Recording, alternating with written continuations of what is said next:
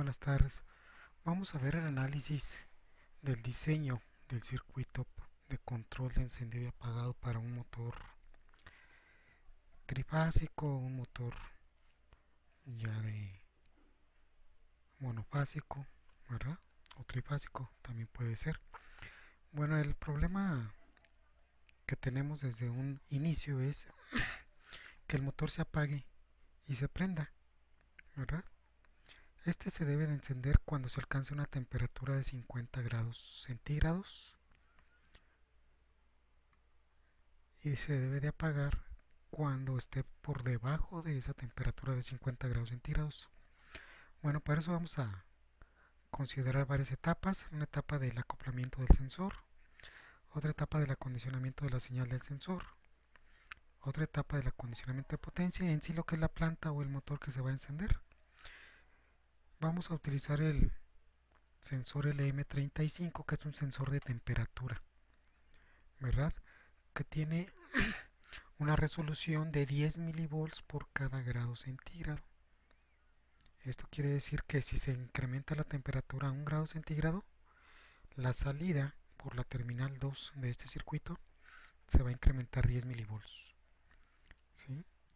La caracterización de este circuito integrado es una línea recta, la cual atraviesa por 0 grados centígrados y 0 milivolts. A una temperatura de 0 grados centígrados se va a tener una salida de 0 milivolts. Y así se va a ir incrementando 10 milivolts por cada grado centígrado.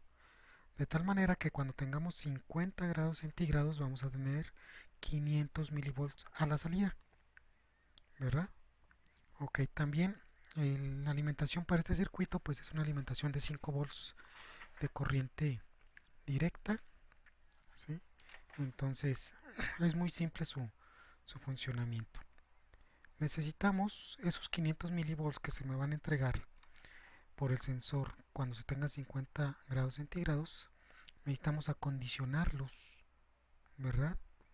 En la segunda etapa, que es acondicionamiento de la señal, ¿sí? Se va a desear que cuando el sensor detecte 50 grados centígrados, la salida del circuito acondicionador sean 5 volts.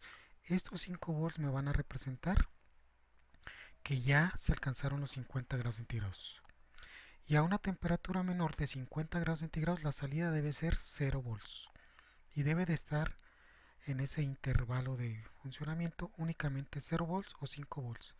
Si está por debajo o está por encima o igual de los 50 grados centígrados. Entonces aquí tenemos una representación gráfica de la respuesta del sensor, que es temperatura contra voltaje de salida. Cuando se alcanza la temperatura de 50 grados centígrados, vamos a tener un voltaje de salida de 500 milivolts. Y la respuesta del circuito acondicionador, ¿verdad?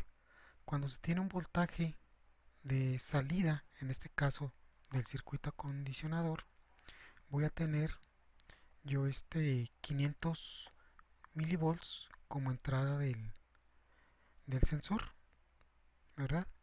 Antes de esos 500 milivolts yo debo tener una salida de 0 volts a la salida del acondicionador. Cuando se alcanzan los 500 milivolts a la salida yo debo tener 12 volts, ¿verdad? Entonces mi voltaje de salida va a ser 0 volts cuando el voltaje de entrada al circuito acondicionador sea menor de 500 milivolts. Y voy a tener 12 volts cuando el voltaje de entrada al circuito acondicionador sea mayor o igual a 500 milivolts. Este va a ser la respuesta de mi acondicionador de señal, ¿verdad? Entonces vamos a utilizar amplificadores operacionales. En este caso vamos a utilizar dos etapas amplificadoras inversoras, ¿sí? Se puede hacer también con una sola etapa no inversora, pero en este caso pues decidimos que fuera de esta manera con dos etapas inversoras. La respuesta de mi circuito acondicionador va a ser la siguiente. Necesito yo amplificar la señal de entrada que me da el sensor LM35. Va a estar variando entre 0 y 500 milivolts o más, ¿verdad? Puede variar, puede ser más de 500 milivolts. Entonces, mi amplificación va a consistir en que yo voy a querer tener 5 volts cuando tenga 500 milivolts en esas dos etapas amplificadoras. Entonces voy a tener una línea recta. Si yo obtengo la ecuación de esta línea recta, ya que tengo dos puntos, ¿verdad? Obtengo su pendiente con la fórmula de pendiente y la ecuación de esa recta en función de los voltajes. Mi voltaje de salida va a ser igual a 10 veces mi voltaje de entrada.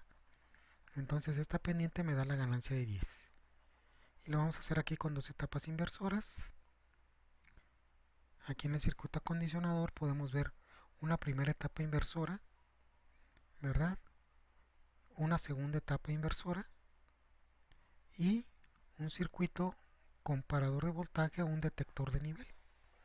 En este caso me va a detectar cuando se llegue a 5 volts, la salida del detector se me va a ir a saturación.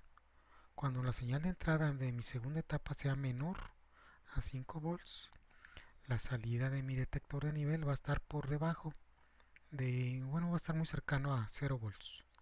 ¿Sí? Entonces todo esto que está encerrado aquí en el recuadro viene siendo mi circuito acondicionador de la señal, ¿verdad? Yo necesito una ganancia de 10 entre las dos etapas, entonces decidí darle en la primera etapa esa ganancia de 10 y en la segunda etapa una ganancia unitaria. Podemos utilizar resistencias, por ejemplo, para la primera ganancia que sea 10, una resistencia de retroalimentación de 12 y una de entrada de 1.2. Para la segunda etapa, una resistencia de retroalimentación de 4.7 kΩ y una resistencia de entrada de 4.7 kΩ, que viene siendo esta. ¿Verdad? Con eso yo obtengo mi ganancia de 10.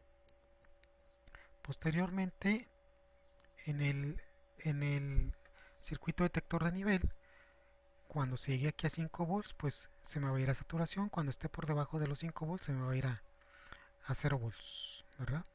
O se me va, en lugar de saturación, al máximo voltaje que podría tener en un circuito práctico, pueden ser 11 volts, que es suficiente para acoplar la etapa de potencia, ¿no? Bueno, tenemos aquí para acoplamiento de potencia, vamos a utilizar un transistor, ¿verdad? Un transistor como interruptor para polarizar la bobina de un contactor o un relevador. En este caso, o en el caso 1, podemos tener un contactor de 24 volts cuya bobina puede requerir 1 amper. Entonces, si este es el caso, necesitamos alimentar nosotros con 24 volts, ¿verdad? Y hacer el cálculo cuando circula 1 amper por el colector del transistor. Entonces, para este circuito, este transistor tip 31, normalmente una ganancia típica de corriente directa, una beta, pues está en un valor de 30, ¿verdad? Puede ser 25, puede ser 20, depende mucho del transistor o no es exactamente el mismo en el mismo transistor. Entonces, de acuerdo a la ecuación de ganancia de corriente en corriente directa para el transistor, tenemos que la corriente del colector es igual a la beta del transistor por la corriente de base. Si queremos que circule una corriente o va a circular una corriente por el colector de 1 amper y conocemos la beta, podemos conocer la corriente de base, que resulta 33 miliamperes. Entonces necesitamos que por la base circulen 33 miliamperes y mi circuito acondicionador a la salida de este detector de nivel o comparador de voltaje me va a dar un voltaje de saturación. Estoy suponiendo que ese voltaje de saturación son 12 volts, ¿verdad? O cuando se está por debajo de la temperatura, pues es 0 volts. Vamos a suponer que son 12 volts, porque puede variar, puede ser 10 volts, 10.5, 11, 11.5. Vamos a suponer que son 12. Entonces, teniendo 12 volts a la entrada en la base y tomando en cuenta que la polarización del diodo base emisor tiene que ser 0.7 volts, estos 12 volts se le van a restar estos 0.7 volts y vamos a tener nosotros un voltaje entre la resistencia o las terminales de la resistencia de 12 menos el voltaje de la resistencia de base menos 0.7 volts de la polarización del diodo me va a quedar que el voltaje en la resistencia de base son 11.3 volts, ¿verdad? Entonces ya teniendo yo el voltaje en la resistencia y sabiendo la corriente que va a circular por ella, yo puedo determinar el valor de esa resistencia, que resulta de 342.42 ohms. ¿Sí? Hay que tomar en cuenta también que aquí en la bobina del contactor no se está especificando algún valor de resistencia de la bobina, aunque sí existe. Si se llega a especificar una resistencia de bobina, hay que tomar en cuenta esa resistencia para la corriente que va a circular. Va a estar limitado por esa resistencia. ¿Sí? Bueno, entonces tendríamos nosotros una resistencia de base de 342 ohms. Cualquier valor menor nos va a proporcionar más corriente, entonces puede ser menor. Pero si es mayor, nos va a proporcionar menos corriente, entonces ya no puede ser mayor, ¿verdad? Estamos poniendo nosotros una resistencia de 330 ohms, ¿sí?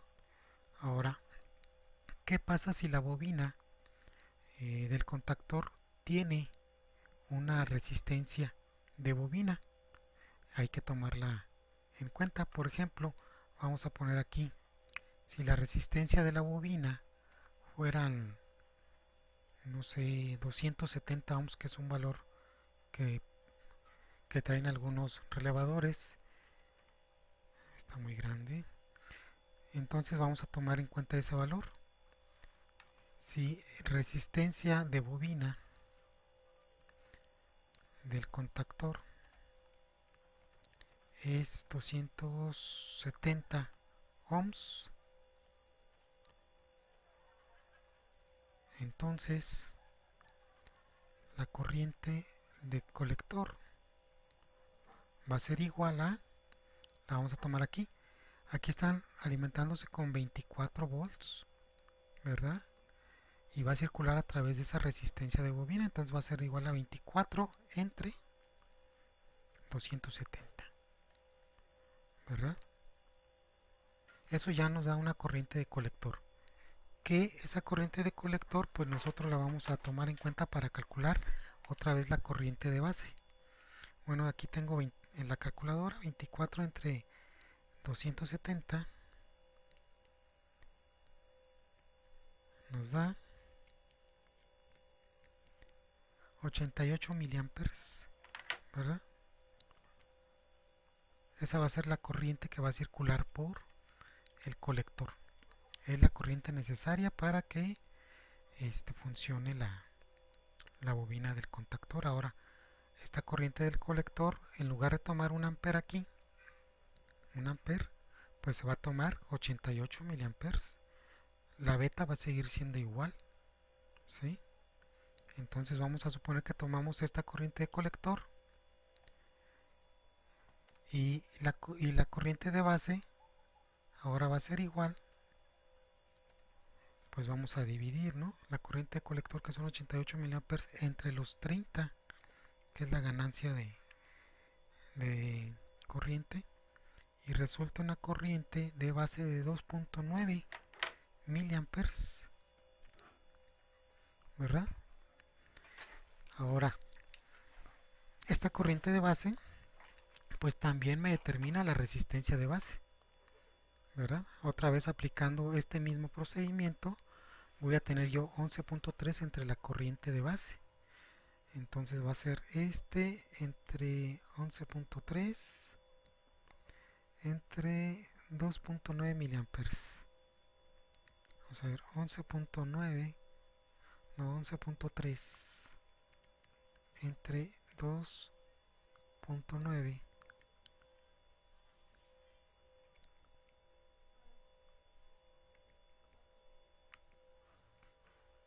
nos resulta de 3896. Entonces RB igual a 3896 ohms, ¿verdad? Que podemos decir que podemos poner una resistencia de 3.9, que sí es una resistencia comercial, kilo ohms, ¿verdad? Y ya tendríamos nosotros pues también otro cálculo más exacto, tomando en cuenta la resistencia de la bobina y ya no suponiendo que circulan un amper.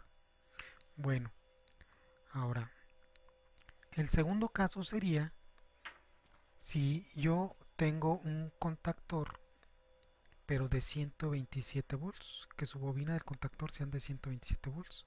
Entonces yo voy a utilizar un relevador. En este caso estoy poniendo un relevador de isovolt. También hay que tomar en cuenta su resistencia de la bobina. De una manera semejante como esta se calcula el valor de la resistencia RB. Depende de este voltaje también. Este primer relevador me va a activar la bobina del contactor para que le lleguen 127 volts. ¿Sí? Aquí la bobina del contactor también tiene una resistencia, ¿verdad? Pero en este caso, como está conectado directamente a corriente alterna, pues se le va a proporcionar toda la corriente que sea necesaria. Si observamos el circuito o este diagrama, aquí ya tengo 127 volts, ¿verdad? De estos 127 volts estoy tomando, vamos a suponer que esta es la fase, le estoy enviando al interruptor del relevador, ¿verdad? De corriente directa, y el interruptor me lo envía a la terminal A2 de la bobina. Y en la terminal A1 de la bobina el contactor tengo conectada el neutro, ¿verdad? De tal manera que cuando se cierre este primer contactor me va a enviar 127 volts a la bobina del contactor. Ahora, en el contactor pues nada más estoy utilizando una fase para un motor monofásico, pero si tuviéramos un motor trifásico pues utilizaríamos las tres contactos, ¿verdad? Del contactor.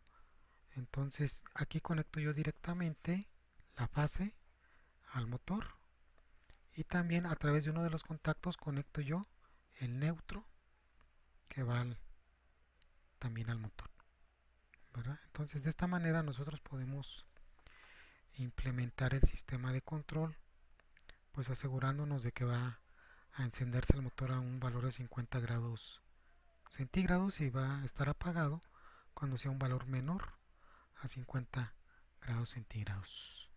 Muchas gracias.